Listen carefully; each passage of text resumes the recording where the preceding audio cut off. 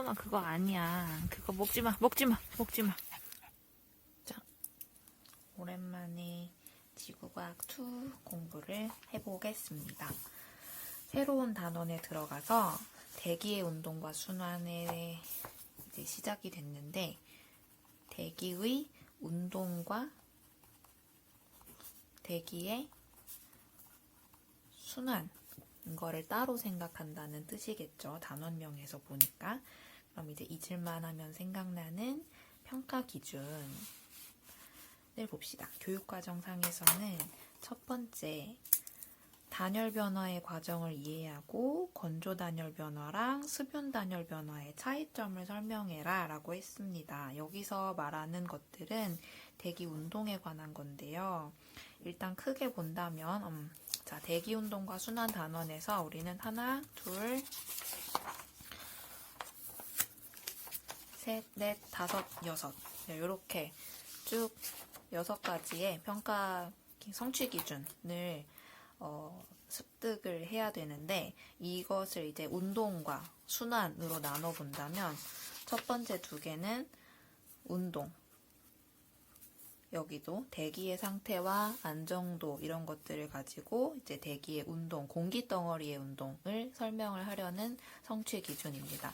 그리고 뒤에 있는 4개 중에서 정력학 평형을 이용해서 대기의 역학적인 움직임, 운동, 이건 바람이죠. 운동, 그리고 편서풍 파동의 발생 과정, 그리고 지상 고기압의 발생 이런 것들, 이것도 대기의 운동. 이제 점점 순환으로 연결이 될 텐데요. 이렇게 해가지고 종관 규모까지의 대기 운동을 어느 정도 학습을 하고 난 다음에는 대기의 순환으로 들어갑니다. 대기의 운동을 이렇게 여태까지 학습한 이 대기의 운동을 시공간적 규모에 따라서 구분을 하고 지구적 순환의 관점에서 대기 대순환을 설명한다. 따라서 운동에 관한 기본적인 학습을 한 이후에 그 개념을 바탕으로 대기의 순환을 설명하고자 하는 것이 큰 목표라고 보면 되겠습니다. 자, 오늘 앞에서 2개만 생각을 할 건데요. 단열 변화의 과정을 이해하고 건조 단열 변화와 수분 단열 변화를 차이점을 들어서 설명을 하래요. 자, 그러면 이 물리적 변화를 설명하는 것이 그러니까 평가 기준에서 이제 상에 해당하기 때문에 얘네들을 이제 물리적인 어떤 원인과 그리고 이제 어떤 예측, 운동을 예측한다거나 아니면 공기덩어리의 온도 아니면 다른 물리량들을 예측하는 것들을 이제 학습을 해야만 하겠습니다. 그리고 폐현상을 설명할 수 있대요. 이런 것들을 이제 학습을 한 다음에 이것을 응용해서 폐현상을 설명할 수 있을 거라는 뜻이겠죠. 자, 그리고 2번째, 대기의 상태 그리고 안정도의 관계를 이해하고 안개, 구름 이런 것들의 발생 원리와 그 유형을 추론할 수 있다라고 했는데, 여기서 우리가 새로운 개념이 나올 거예요. 단열선도. 자, 이 단열선도를 가지고 우리가 무엇을 하냐면 대기의 안정도를 판단합니다. 그러면 이제 우리는 주어진 단열선도를 가지고 이 대기가 안정한지 아니면 그렇지 않은지 이런 것들을 판단을 하는 미션을 수행을 하겠죠. 그리고 안개 및 구름의 발생 원리, 유형 이런 것들을 또 대기 안정도와 관련지어서 설명을 한다. 이것은 대기가 안정할 때 보통 만들어지는 구름과 안개 형태 그리고 이제 종류 이런 것들은 무엇인가, 대기가 불안정할 때 만들어지는 구름과 안개의 특성은 무엇인가, 이런 것들을 공부할 거라고 머릿속에 담아두고 시작하면 되겠습니다.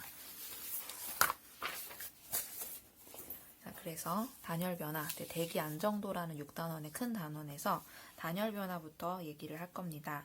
단열 변화는 우리가 단열재를 바른다고 하죠.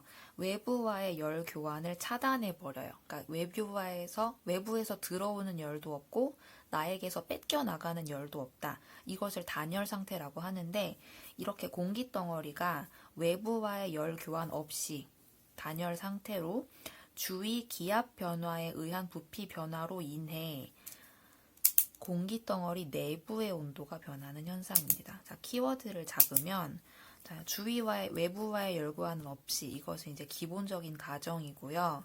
주위 기압 변화에 의한 부피 변화. 자, 부피 변화로 인해서 내부의 온도가 변할 건데, 이 부피 변화는 무엇에 의해서 유발되냐면 주변 기압. 따라서 외부와의 열 교환 없이, 자, 단열이라고 하는 것은, 자, 외부와의 열 교환이 없다. 이것을 이제 기본적인 가정으로 깔고 들어가는 것이고, 이 상태에서 일어나는 단열 변화는 무엇에 의해서 유발되느냐? 외부의 기압 변화에 의해서 유발이 될 것이고, 이 단열 변화에 의해서 우리는 무엇이 변하는 것을 관찰을 할 거냐면 공기덩어리 내부의 온도예요. 내부의 온도. 공기덩어리는 어떤 경계가 있는 것은 아니지만 공기덩어리의 경계를 확실하게 정할 수는 없으나 물리적 또는 수학적으로 이 외부와의 그 경계가 가상적으로 있다고 생각을 하고, 이 내부의 공기가 외부의 기압 변화에 의해서 어떤 온도 변화를 보이는지 그것을 추측하는 물리적인 연력학적인 방법입니다. 단열 팽창이 있고 단열 압축이 있어요. 이 단열 변화에는 단열 팽창이 있고 단열 압축이 있습니다. 자, 팽창한다는 것은 공기 덩어리가 팽창한다. 압축이 된다는 것도 공기 덩어리가 압축을 한다. 라고 이해를 해야 되는데, 단열 변화 중에서 팽창을 한다고 하는 것은 외부와의 열 교환이 없이 그냥 외부의 기압이 변함에 의해서 내가 팽창해버리는 상황이에요. 자, 외부의 기압에 의해서 내가 부피가 커지려면 공기 덩어리의 팽창이죠. 공기 덩어리가 팽창을 했다는 것은 외부에서 압력이 줄어들었다는 것이고, 이 말은 외부 기압이 낮아졌다는 뜻입니다. 외부 기압이 낮아지려면 일반적으로는 고도가 높아졌다라고 생각해 볼 수가 있겠죠. 외부 기압이 낮아졌다는 것은 일반적으로 고도가 높아지는 경우에 공기가 희박해지니까 기압이 낮아지고요. 고도가 높아지면서 외부 기압이 낮아지면서 이 외부의 압력, 기압이 낮아지면서 공기 덩어리가 팽창을 하는 이 과정은 일반적으로는 상승하는 과정에서 일어납니다. 자, 반대로 공기 덩어리가 압축을 하는 경우는, 압축을 했다는 것은 외부의 압력이 강하기 때문에 내가 눌렸다는 뜻이에요. 따라서 외부에서 가해주는 압력이 높다는 뜻이고, 이것은 다른 말로 외부의 기압이 높아졌다는 뜻이고, 공기덩어리는 언제 일반적으로 높아지는 기압을 높아지는 기압을 경험을 하느냐? 일반적으로는 고도가 낮아질 때 하강하는 중에 이러한 변화를 겪게 될 것입니다. 그림에서 보면, 자, 높다. 자, 기압은 고도가 낮을수록 높고 높아질수록 낮아져요. 고도가 높은 곳은 기압이 낮고요. 고도가 낮은 곳은 기압이 높습니다. 대기의 밀도는, 공기의 양은 지표 가까이에서 공기 분자가 많이 모여 있고, 고도가 높아질수록 대기 밀도가 작아지죠. 대기 밀도가 작아지기 때문에 기압은 낮아질 수밖에 없어요. 자, 그러면 이 공기덩어리가 지금 여기서 저기압이라고 가정이 되어 있는데, 이 공기덩어리가 상승을 하면서 부피가 커지는 것 같죠? 얘는 왜 상승했을까요? 얘가 상승을 한 이유는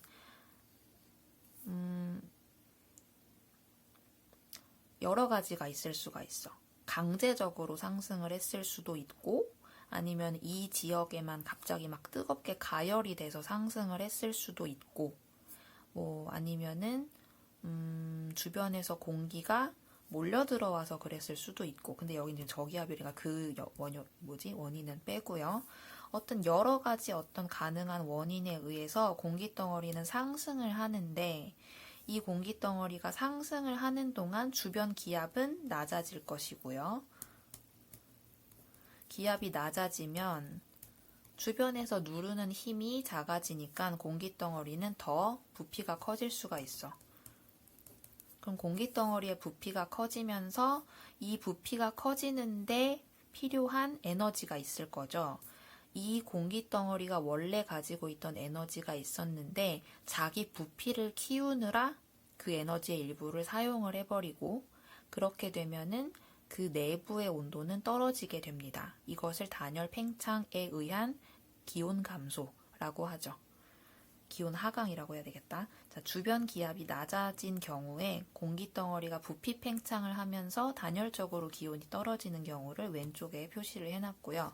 오른쪽에서는 또 어떤 이유에 의해서든 공기 덩어리가 하강을 할 수가 있어요. 뭐 상층에서 공기가 모여들었든 아니면 이제 내부 하부에서 냉각이 일어났든 어떤 가능한 여러 가지 원인이 있을 수가 있는데 어떤 원인에 의해서 공기가 하강을 하게 된다면 하강을 하면 할수록 지표에 가까워지기 때문에 기압은 높아지게 되고 주변 기압이 높아지게 되면 얘는 더 찌그러들 테니까 아무래도 부피는 작아질 것이고 부피가 작아지게 되면 그 내부에 있는 공기 분자들이 더 많이 충돌을 해버리기 때문에 온도도 높아지는 결과를 가져옵니다. 따라서 이것은 단열 압축에 의한 온도 상승 과정을 나타낸 그림입니다. 자, 그러면 이런 식으로 단열적으로 공기가 뭐 팽창을 하든 압축이 되든 이런 과정에서 온도는 높아지거나 낮아지거나 할 건데요. 이 높아지는 비율 그리고 낮아지는 비율 이런 것들을 숫자로 표현을 할 수가 있고 그것을 우리는 단열 감률이라고 할 거예요. 자, 단열 감률, 감소되는 비율이라고 생각하면 되고요. 영어로는 lapse rate라고 합니다. 뭐 건조 단열 감률은 단열이 이제 adiabatic이라는 표현을 써서 뭐 dry adiabatic lapse rate 이렇게 쓰기도 하고요. 좀 있는 척 좀 해봤어요. 습윤 단열 감률은 뭐 이렇게 뭐였지? saturated air, 뭐 saturated adiabatic lapse rate이었나? 하여튼 뭐 그런 식으로 씁니다. 뭐 기억 안 나? 자, 단열 감률은 단열 변화에 의해서 높이에 따라 공기 덩어리 내부의 온도가 변하는 비율. 항상 핵심은 공기 덩어리 내부의 온도가 변해요. 내부의 온도. 여기서도 이제 내부의 온도가 변했고요. 자, 건조 단열 감률이 있고 습윤 단열 감률이 있는데 이 건조하다, 습윤하다를 나누는 기준은 자, 어떤 공기를 건조 공기라고 하고 어떤 공기를 습윤 공기라고 하느냐. 건조 공기는 그 공기가 포함할 수 있는 최대한의 수증기량을 아직 다 못 채운 상태를 건조 공기라고 하고요. 다시 건조 공기는 그 공기가 채울 수 있는 최대한의 수증기량을 아직 다 못 채운 상태를 건조 공기라고 하고 습윤 공기는 다시 다른 말로 표현하면 포화 상태의 공기라고도 하는데 그 공기 덩어리가 포함할 수 있는 최대한의 수증기량을 다 포함한 상태를 습윤 공기라고 합니다. 한 공기 덩어리가 포함할 수 있는 최대한의 수증기량을 우리는 포화 수증기량이라고 해요.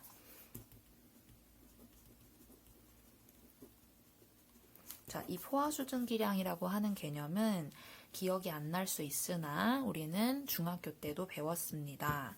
자, 포화 수증기량은 온도에 따라 달라져요.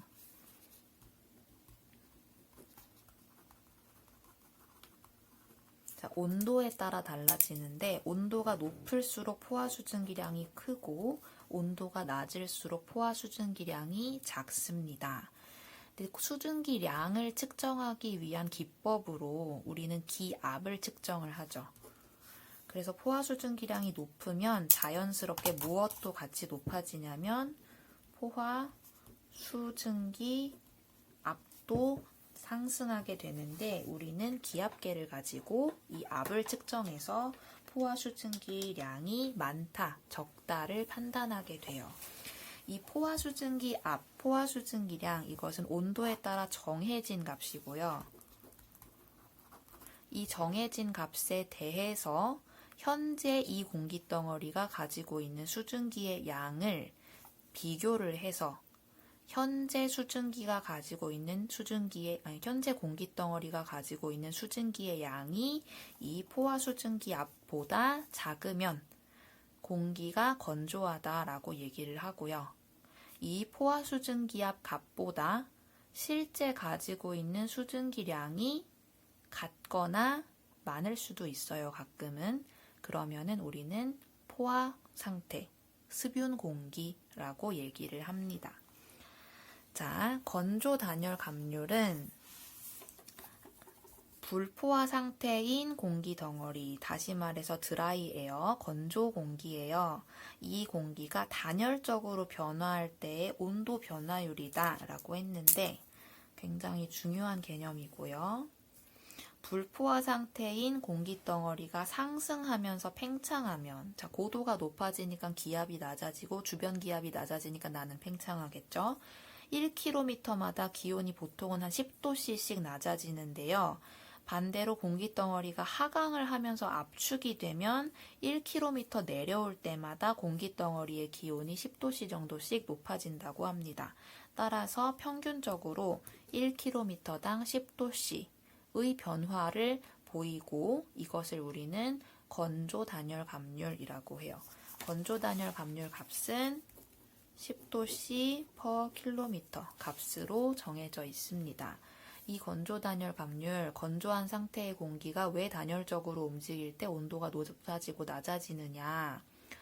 아까도 얘기를 했지만 공기 덩어리가 가지고 있는 어떤 총 에너지,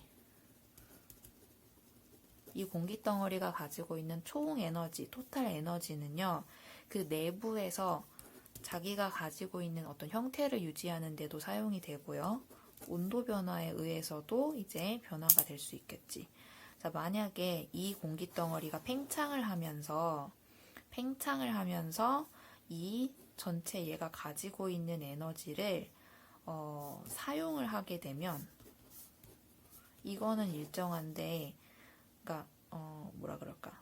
더하기라고 하면 안 되겠구나. 총 에너지는 얘가 이제 그 자기의 형태를 팽창을 시키면서 그 내부 에너지 자체는 정해져 있는데 이 부피가 커지는데 얘를 사용해 버렸기 때문에 전체적으로 에너지는 온도가 떨어져야만 유지가 돼요. 총 에너지를 가지고 있는데 자기 부피를 팽창하는데 에너지를 사용을 했고 그 사용한 에너지만큼 온도가 떨어지는 걸로 표현이 된다는 뜻입니다.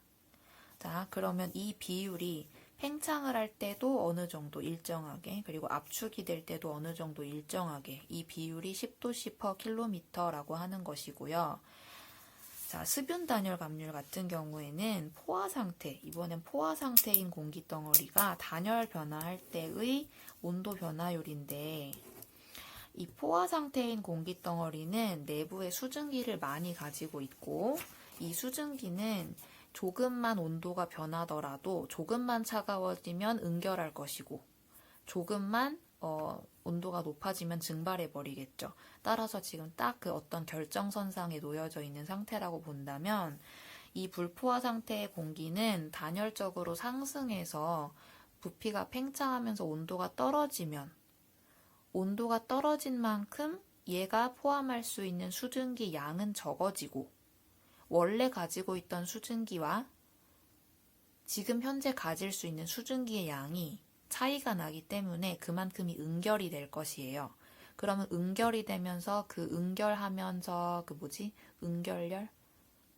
잠열이라고, 지구과학에서는 보통 잠열이라고 하는데, 응결열이라고 하나? 네, 그거를 이제 방출을 해버리죠. 그러면 수증기에서 방출된 그 잠열 때문에 공기덩어리의 내부 온도가 조금 높아지는 현상이 생겨요. 원래 그 잠열은 물 분자 구조 속에 감춰져 있던 그 화학적인 본딩을 위해서 사용되고 있던 에너지인데 그것이 이제 온도가 낮아지면서 얘가 물방울로 이렇게 훅 응결이 되어버리면 원래 기체 상태에서 걔네들이 이제 기체 분자의 운동을 하면서 이제 사용하고 있던 어떤 운동 에너지의 형태라고 보면 돼요. 근데 이제 그것이 응결을 하면서 좀 더 저에너지 상태의 물로 변화가 되게 되면 그 더 이상 사용하지 않는 에너지들을 주변으로 방출하게 되고 우리는 그것을 잡열이라고 하는데, 그런 식으로 잡열이 방출이 되면 이 공기덩어리 내부에서 스스로 온도가 좀 높아지는 현상을 겪습니다. 따라서 이 습윤 단열 감률은 건조 단열 감률에 비해서 변화가 좀 작아요. 온도가 떨어질라 그러면은 잡열 방출돼가지고 조금 온도를 조금 더 높여주고, 뭐 이제 온도가 좀 낮아지려고 그러면은 이제 온도가 낮아지니까 또 얘가 응결이 되어버리면서 또 뭐라 안 되죠? 반대인가? 온도가 떨어지려고 그러면은 온도가 떨어지면 잡열이 방출돼가지고 주변 온도를 높이고, 온도가 높아지려고 하면은 물이 증발되면서 주변 에너지를 흡수합니다. 네. 그래서 건조 단열 감률보다는 그 값이 작아요. 한 5도씨 per 킬로미터 정도가 되는데, 이게 일정한 값은 아니고 수증기 양에 따라서 달라지는 값이기는 합니다. 그래서 이거는 수증기 양에 따라서 5에서 한 9, 10 이 정도까지도 변할 수가 있는데, 보통 지표에서 가장 수증기의 효과가 크고요. 상층으로 올라가면은 애초에 수증기가 양 자체가 적어지기 때문에 뭐 이제 수증기 응결 이런 거에 의한 효과는 거의 무시할 만큼 작아지고, 건조 단열 감률과 거의 비슷한 값을 보이게 되죠. 그래프로 보이게 되면은 이 그래프상에서 건조 단열 감률은 원래 0도씨였던 공기가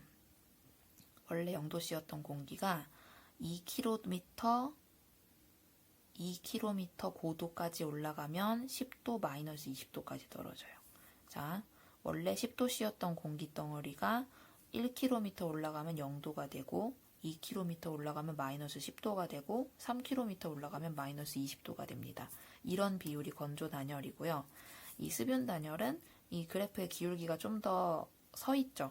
지구과학에서 쓰는 그래프들은 보통 수학에서 쓰는 그래프나 물리에서 쓰는 그래프하고 좀 반대로 표현하는 경우가 많아서, 기울기가 이렇게 좀 그 직선이 좀 누워 있다. 그럼 기울기가 작은 편이라고 생각할 수 있겠는데, 사실 이게 더 큰 값이에요.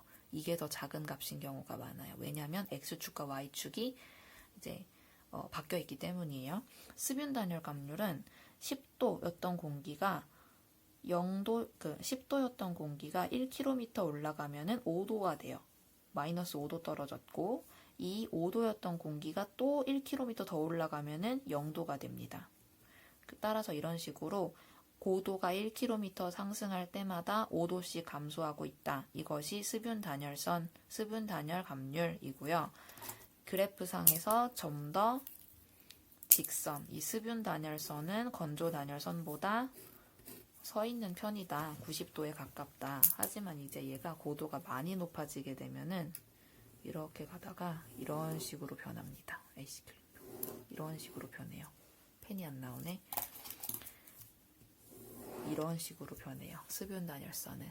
그래서 나중에는 이 건조 단열선하고 거의 그 평행한, 여기가 너무 휘었는데 이 정도까지 평행한 형태를 보이는 정도까지 됩니다. 자, 마지막으로 이슬점 감률은 공기덩어리가 상승 또는 하강할 때 이슬점 변화율. 자, 이슬점이 무엇이냐? 그 공기덩어리가 가지고 있는 수증기 양이 이만큼이라고 하면요. 지금 현재 온도가 뭐 20도였는데 20도에서는 이만큼의 수증기를 가지고 있어도 응결이 되지 않았어.